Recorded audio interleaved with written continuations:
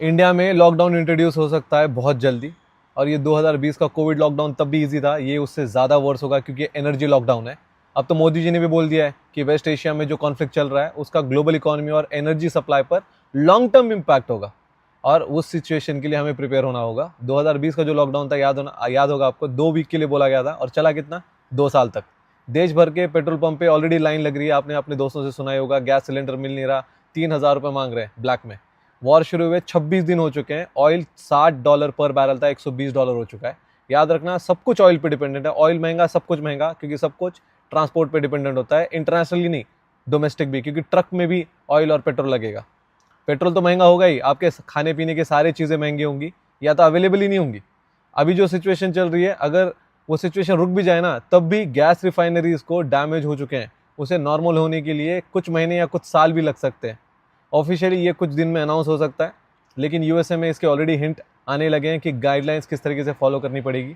बहुत सारे कंट्रीज अब ऐसे रूल ला रही हैं कि सिर्फ वर्क फ्रॉम होम करो यार, इसेंशियल चीज़ों के लिए घर से बाहर निकलो। एयरलाइंस पे भी अपनी फ़्लाइटें कट कर रही हैं। अमेरिका में ऑलरेडी 5% फ़्लाइटें कट हो चुकी हैं ऑलरेडी, अमेरिका में। ठीक है, आपको तो पता ही है गल्फ में क्या हो रहा है, इंडिया में क्या हो रहा है। पूरे एशिया में फ्यूल शॉर्टेज ऑलरेडी हो चुकी है। फिलीपींस में अपने प्लेन्स ग्राउंड कर रहे हैं। ऑस्ट्रेलिया में फ्यूल सप्लाई इतनी टाइट हो गई है कि पेट्रोल पंप बंद कर रहे हैं, लिटरली बंद कर रहे हैं। और वियतनाम एयरलाइंस डोमेस्टिक रूट्स बंद कर रहे हैं।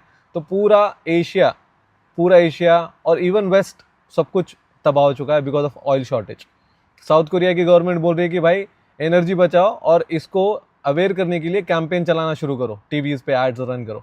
IEA, इंटरनेशनल एनर्जी एजेंसी ने भी बोल दिया, ऑफिशियली बता दिया है कि ड्राइव कम करो, पब्लिक ट्रांसपोर्ट ज़्यादा यूज़ करो, क्योंकि फ्यूल शॉर्टेज रियल है। अब रियल है, इसको मजाक में मत लेना। अभी तक यूएसए, इजराइल, ईरान की वॉर थी, वहाँ पे यूक्रेन ने पता नहीं कहाँ से रशिया के सबसे बड़े ऑयल टर्मिनल पे ड्रोन से अटैक कर दिया है। अब आप सोचो कि क्या चल रहा है। यूएसए $2 बिलियन खर्च कर रहा है स्ट्रेट ऑफ हार्मुज को ओपन करने के लिए। वॉर से पहले वो ऑलरेडी ओपन था। क्या चल रहा है यार ये। आपको क्या करना है, आप कैसे तैयार होना है, अपनी गाड़ियों में फ्यूल भर लो, अगर बैकअप ले सको तो ले लेना, अगर मिल सके तो। खाने पीने की चीज़ें जो ख़राब नहीं होती, राइस दाल चावल जो भी चीज़ें हैं वो भर लो यार। और अपने पास क्रिप्टो या कैश रखो, क्योंकि लेन देन में ईजी होगा, क्योंकि बैंक्स बंद हो सकती है, मैं अभी बता रहा हूँ आपको।